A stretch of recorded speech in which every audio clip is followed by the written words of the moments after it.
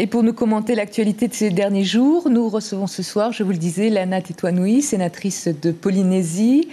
Vous rentrez de la 16e édition du Forum de l'Union européenne et des pays et territoires d'outre-mer. Une petite question d'abord sur le salon d'agriculture, le sujet qu'on vient de voir. C'est important que nous ayons toujours une délégation sur cette manifestation ?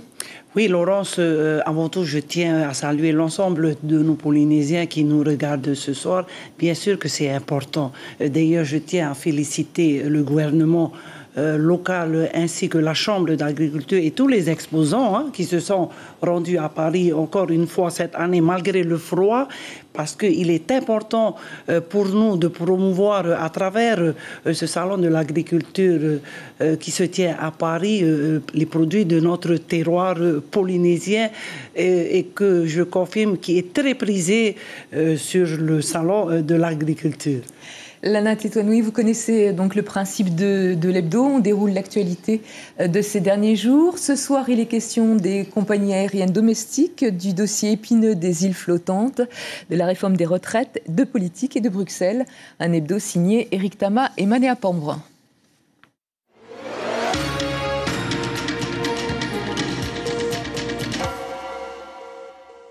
Ce matin, le chef de file du SDIRAF était bien décidé à se faire entendre des élus. Peine perdue, à la tête d'un tout petit cortège, il s'invite à l'Assemblée et fait chou blanc. On n'intéresse pas personne. Ça n'intéresse personne. C'est un combat pour tous les Polynésiens, ça n'intéresse personne. Son credo aujourd'hui, que les élus cotisent aussi à la CPS. Les élus, ils cotisent à la maladie de la CPS. Ça, ils cotisent pour ça. Mais sur la retraite, ils ne cotisent pas, ils ne payent rien. Floss Sandras en vue des élections territoriales. Selon le site Tahiti Today, Bruno Sandras, Natacha Elm et Heimana Garbé ont rencontré lundi soir le bureau exécutif du Tahoera. De son côté, l'ancien député maire de Papara affirme n'avoir encore rien signé. C'est avec 2 appareils de ce type que la nouvelle compagnie domestique souhaite desservir les archipels. Après plusieurs réunions et 2 avis favorables de l'aviation civile, Highlands Airlines attend toujours du gouvernement l'obtention de sa licence. Réglementairement, rien ne s'oppose à la délivrance de la licence puisqu'on rentre dans l'espace concurrentiel déterminé par les textes.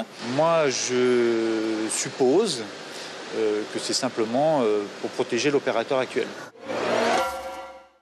Des îles flottantes pas très digestes. La polémique via les réseaux sociaux est lancée. À l'initiative de Valentina Cross, une pétition contre le projet circule en ligne. Aujourd'hui, la conseillère municipale de Tevaïouta revient à la charge. Dans une lettre ouverte, elle demande au gouvernement de casser le contrat existant avec Seasteading. C'est étonnant qu'il ne soit pas au courant, puisqu'il a signé ce recueil d'intention réciproque le 13 janvier 2017. Et en plus, lorsqu'il dit qu'il est farouchement opposé, c'est bizarre parce que dans l'article 1.2, c'est lui qui donne l'autorisation aux Américains de venir coloniser nos lagons. À 3 mois des territoriales, le microcosme polynésien se mobilise. La République en marche, le parti d'Emmanuel Macron, va apporter son soutien à Édouard Fritsch pour ces élections. Le patron du mouvement, Christophe Castaner, devrait l'annoncer officiellement mardi. Un soutien, mais pas tout à fait une investiture pour le Tapura, qui présentera sa liste officielle le 17 mars. Elles sont 22 régions ultramarines associées à l'Union européenne, de l'Atlantique au Pacifique, en passant par la Méditerranée et l'océan Indien. Elles représentent des zones économiques exclusives de plusieurs millions de kilomètres carrés et une implantation géostratégique intéressante pour l'Europe. La Polynésie vient d'être élue à la présidence de l'OCTA. C'est l'association de ces pays et territoires d'outre-mer de l'Union européenne. Une des missions de l'OCTA est de promouvoir le développement économique et durable à travers la coopération avec l'Union européenne. Lana Tetuanui, alors vous êtes devenu macroniste aujourd'hui ? Non, du tout. Je tiens quand même à confirmer, c'est vrai que lors du deuxième tour des élections présidentielles, le Tapurahuit Atira que je représente avait fait appel à voter pour Macron parce que nous n'avions pas le choix entre candidat Le Pen et candidat Macron. Par contre, aujourd'hui, je tiens à le confirmer haut et fort que nous sommes inscrits, aussi bien les sénateurs que nous sommes, ainsi que nos collègues députés, dans le groupe centriste à l'Assemblée nationale et au Sénat. Christophe Castaner, le patron de l'AREM, disait qu'il y aurait peut-être un accord signé la semaine prochaine.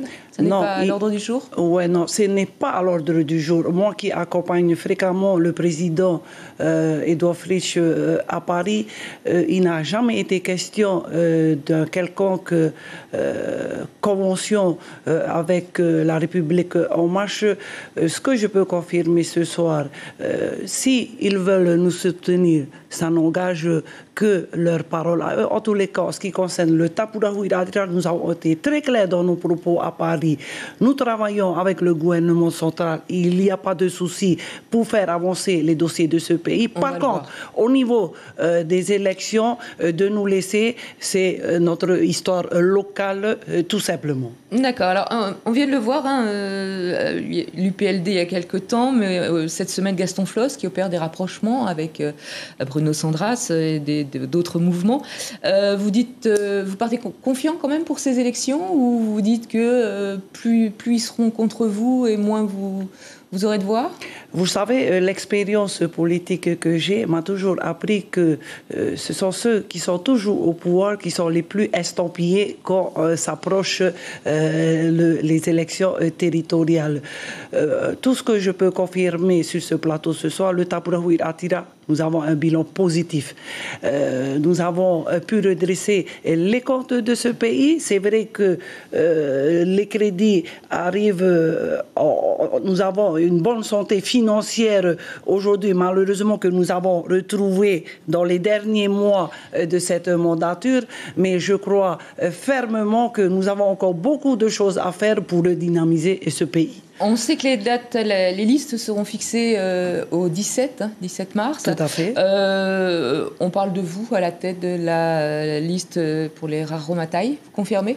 Je laisse le suspense et le conseil non, si on vous le demande. politique. Ben non, je dirais pas non, mais le conseil politique va dévoiler les listes le 17 mars. Alors on va terminer avec votre mission à Bruxelles. Vous avez accompagné Teva Fritch, vous avez signé le 11e Fed à hauteur de 3,6 milliards, essentiellement tourné vers le tourisme.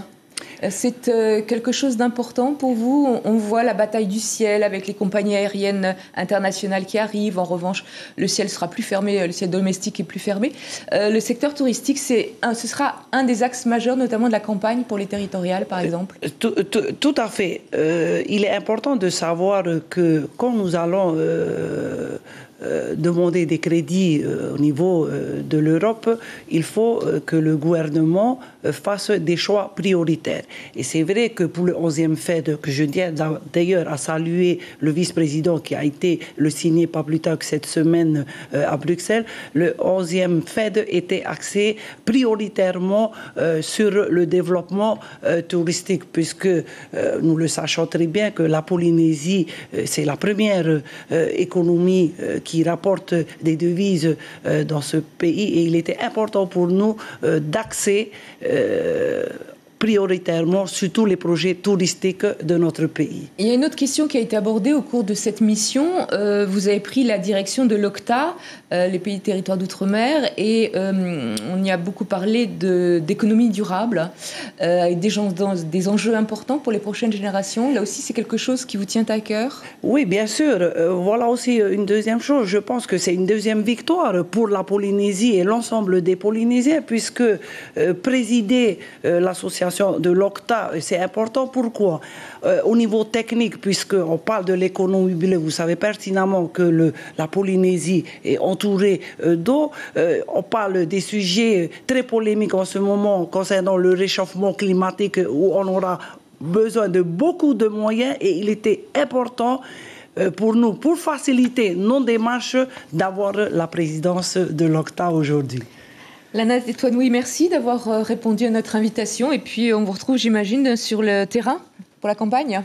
Tout à fait, hein, tout à fait. Nous faisons du terrain et puis je donne rendez-vous à l'ensemble de nos électeurs pour le premier tour le 22 avril. En tout cas, merci à Polynésie Première de m'avoir invité ce soir. Merci à vous. La parole